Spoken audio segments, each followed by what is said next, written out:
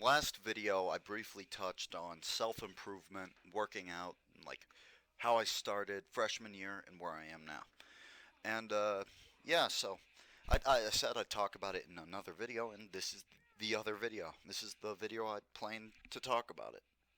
So this is mainly this is a video for people who just aren't super aren't in a good place right now. They're pretty at a low point and they know it. I I feel like what worked for me, what I did for self improvement is I just took steps at a time. I found a diet that I could stick to, and I lost because freshman year I was fat. I was pretty fat. I mean, I wasn't like morbidly obese, but I was getting there. It wasn't good, right? So instead of uh, like instead of letting my mindset just completely kill me and drive me to getting more fat, dying an early death, I guess, I decided one day I needed to change. So at first, I didn't start with working out at first. I started just one step at a time, and that first step was a diet, and just took it a day at a time. Now, the success I got from a diet was unnatural. It was unnaturally successful. Most people do not get as successful results as did when I dieted. Because I lost 70 pounds in 3 months, which is, I don't even think that's healthy, to be honest. That's an insane. That is an actually absurd amount of weight loss. Uh, so, truth be told, you probably won't lose that much weight. If you do, good for you. That means you also have crazy genetics. But I lost just a crazy amount of weight, and I took it a step at a time, a day at a time. I dieted, and then like that, I kept it simple. That's the key to success is if you make it to, or at least for me it was, is if you make it too complicated, you're not going to stick with it. You're gonna you're it's going to get too complex and it's going to become a chore and you're going to relapse. But if you keep it simple, take it one day at a time, then just one step at a time, you can do it. Because I didn't even start working out till I lost all the weight. Because I basically had like a plan, a step by step plan. Step one was to lose all the weight, and then step two was to gain muscle. But I had to lose all the weight first, which it didn't take very long for me. But it's still, I mean, like for dieting, it didn't take very long. It took about a year, which dieting can take a long time. Both dieting and working out are lifestyle changes. Like that's the important thing. You can't think of it like, "Oh, I'll just lose all this weight real quick." You have to think of it as an entire lifestyle change, which is what I did for both working out and dieting. Because if it's not a lifestyle change, it won't stick for life. I mean, it's that simple. And you want to keep the weight off for life. Everybody. I'm pretty sure everybody can agree that if once you lose the weight, you don't want the weight to come back, or the fat at least. When so I lost all the weight, and honestly, it helped me gain confidence and social skills that I never had as a kid. Because I was always chunky. I was always like chubby kid. Wasn't always fat, but I was big. I was a big kid, and I never had confidence or social skills. Partially, probably due to that. And once I lost all the weight, it was like a new person. I felt like a new person. And to this day, I feel like a new person. Like, I look back on who I was back then, and I'm like, that was me? They don't even seem comparable. They're two different people. But, it's just, it losing weight doesn't just benefit your appearance, it benefits your whole life. And that's just from losing all the weight. And then once you start implementing working out, it takes that confidence and boost in lifestyle and just everything, and just times that by 20 once you start working out.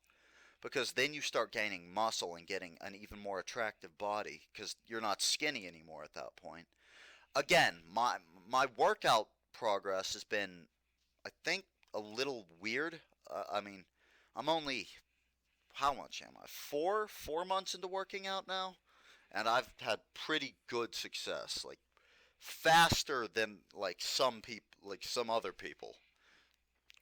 It's probably due to my body type and muscle insertions and just genetics, but don't let that deter you. Like once you start working out, don't let the big or ripped guy or the super lean guy deter you from working out. Like, because the truth is, when you work out, there might be an element of body dysmorphia. I know I sure as hell have body dysmorphia. I even had an eating disorder for a little bit. I've since recovered, but it was like it wasn't good. But it's just mindset. Truth be told, like if you stick to what you're doing and just keep sticking to it and make it, like I said, make it a lifestyle change, things will be better. I mean, I'm just speaking from my own anecdotally, but this has been proven by multiple things that working out and losing weight and being healthy is good for you, more like mentally too. So, I like some benefits being, like I said, confidence boost.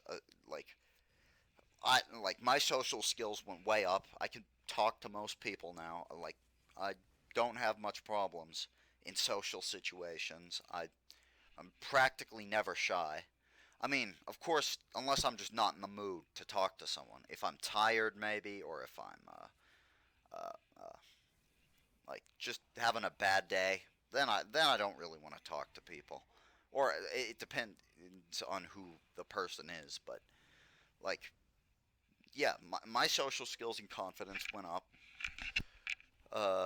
But it's just benefits of working out. Like, and you know what? I'll give some advice for working out too. Like me personally, it depends on your body type. If you're a bigger person and you want to work out, I think you might be able to start with heavier weights than somebody who's like super skinny, rail thin would. Like because you just I it's just like even you see all those power lifters, like they're huge, but they also have like stomachs. Like some of them do. I mean, like some of the strongest people in the world do. And like, hey, think about it this way: if you're bigger, you might be able to lift more weights. And if you're short, and that's an element of insecurity. Here's a thing you can think about. For a shorter person, working out, if you have the same level of muscle as a tall person, you as a shorter person are going to look more jacked. You're going to look bigger and stronger.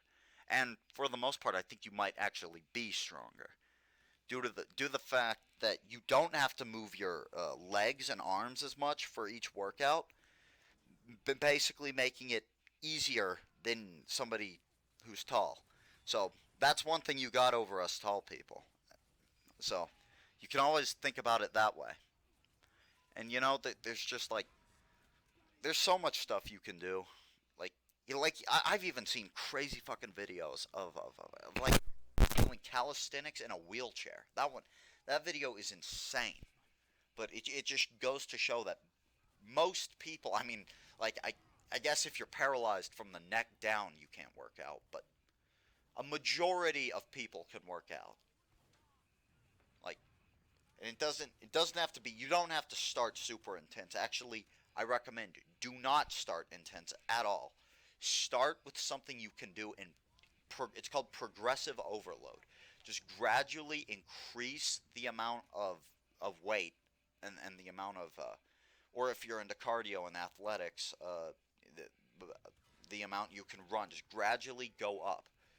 And if, like, the most important thing for the gym and for losing weight and for basically everything is consistency. Even if you aren't getting the optimal workout or the best, as long as you are consistent, you you will see results. And yeah, that's about all I have to say. See you next time.